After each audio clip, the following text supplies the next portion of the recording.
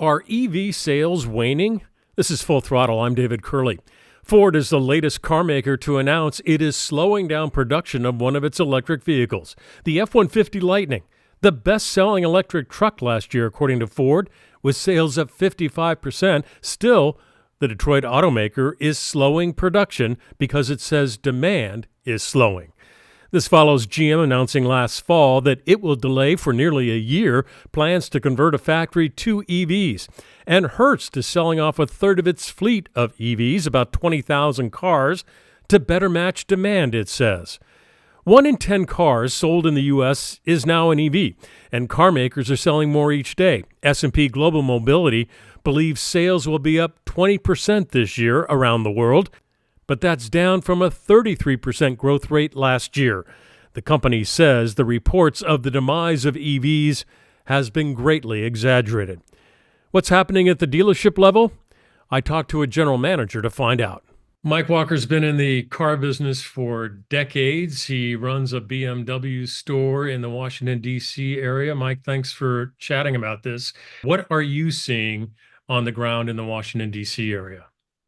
DC is a very good market for EVs, David. We had a very robust year as a brand. BMW overall tripled its EV sales from 2022 to 2023, and this area pretty much outpaced that. It's our biggest month was December. We're coming off of it. I've read about Hertz and Ford and everybody else. BMW is certainly focused on internal combustion engine as well as electric. Of course, they don't think they're going to triple sales again this year versus 23, but they're looking to go anywhere from a 50% increase all the way up to doubling it. So still robust. They're very, very good vehicles, very good models, more models coming. This year we'll have a full year of i5 and i7. So I'll tell you that this brand is pretty bullish on it to this point. What are you hearing from customers when they come in? Are they, I want electric, I want a fully electric car, or I'm thinking about it? What's their attitude? Wow, we get a little bit of there's 3 or 4 different camps. There's folks that are interested that come in pretty much sold on electric and just want to know what this brand has to offer. We get customers getting their 4th or 5th BMW, and they see an i4 sitting right next to a regular 4 Series, and they ask a few questions.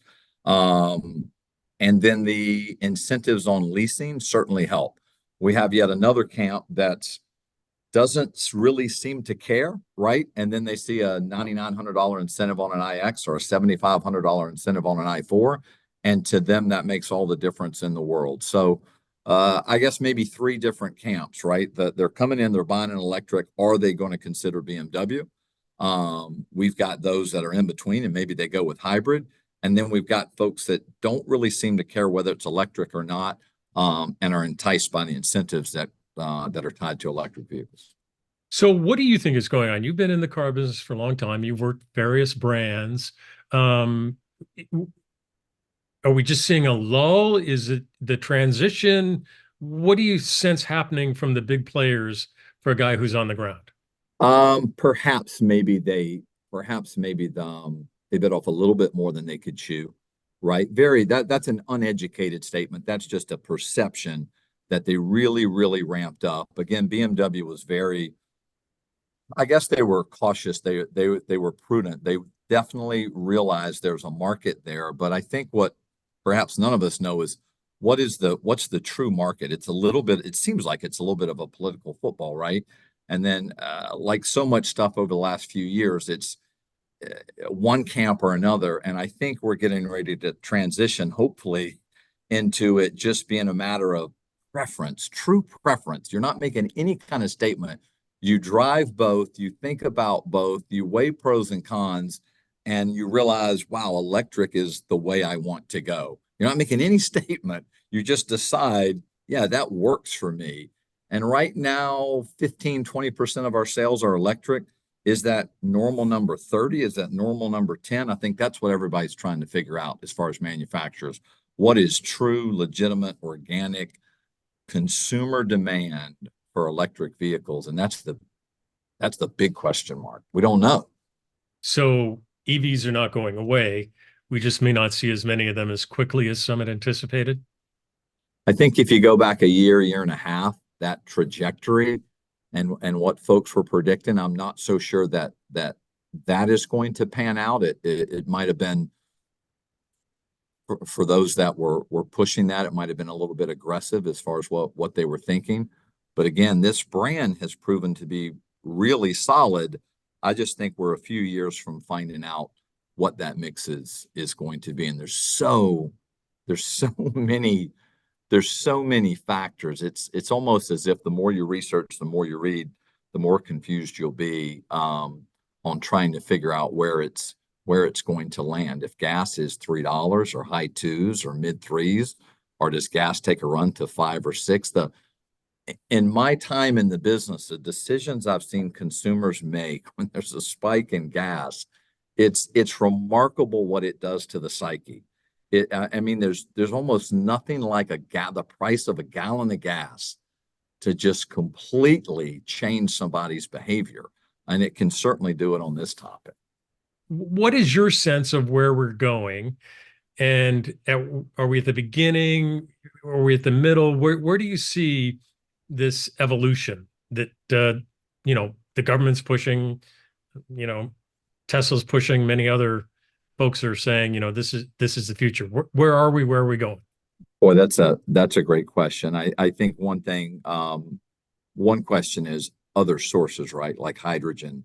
But before we get into additional sources to power vehicles, if I were just going to jot down a number and you and I get together in 10 years, I would probably do a third, and a third. I'd probably say a third gas, a third electric, a third hybrid, right? That's just listening to my colleagues, listening to so many customers over the last 10 or 11 years with this brand. That's kind of the feel I get. I think it would break out into thirds, but I think the wild card is going to be another source of power for these vehicles that's not out there right now, or at least that's not out there in any kind of volume. There was a lot of talk about Toyota, which was slow to go electric and wanted to stay hybrid. And I've talked to some folks and written a little bit about this.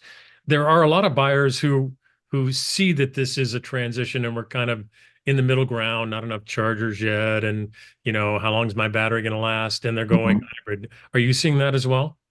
We do. Our X550E, that hybrid, is probably one of the most popular. It's certainly one of the most popular. We have a 3 Series hybrid, a 5 Series hybrid. We could probably stand to have a couple more, and I think we would do extremely well if a few more models had hybrids. So yes, is the answer to that question. And what about the charging issue? Because, it's the chicken and the egg. Do you get the car and you have no places to charge it? Are there no charging stations? And then all of a sudden there are too many charging stations and they're sitting there unused. Are you hearing that anxiety from buyers?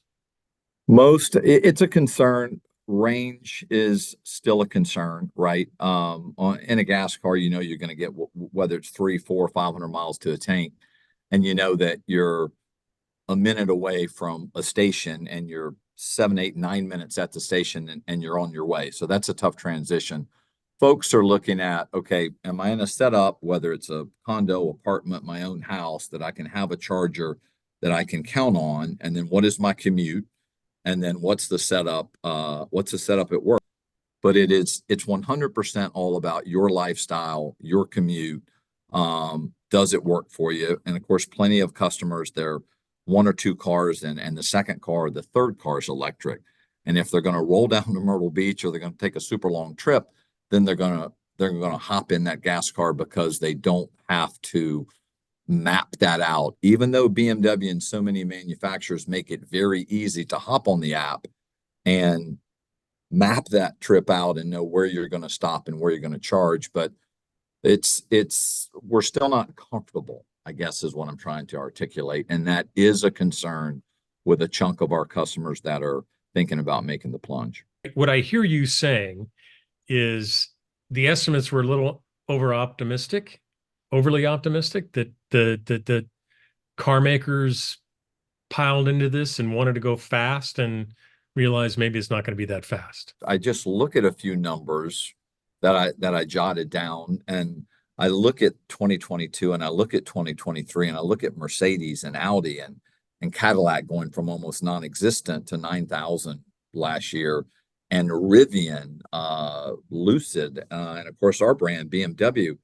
There's a significant jump, and then of course Tesla, right? The elephant in the room. They reported 484,000 sales in 2022, and that went to, I think, about 639,000 in 23. They enjoyed a 32% increase.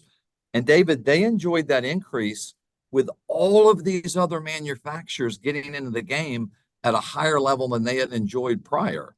And they still had that. So I think it speaks volumes about demand. And from that standpoint, it's very encouraging if you're pro EV. Mike Walker, BMW dealer in the Washington, D.C. area. Thank you very much for your time. Appreciate it. Absolutely. My pleasure. Sales of EVs will grow this year, not at the rate seen in the past couple of years, but Bloomberg NEF says stronger growth is coming in 2025 and 26, when a, quote, slew of cheaper models is set to hit Western markets. I'm David Curley, and that's Full Throttle.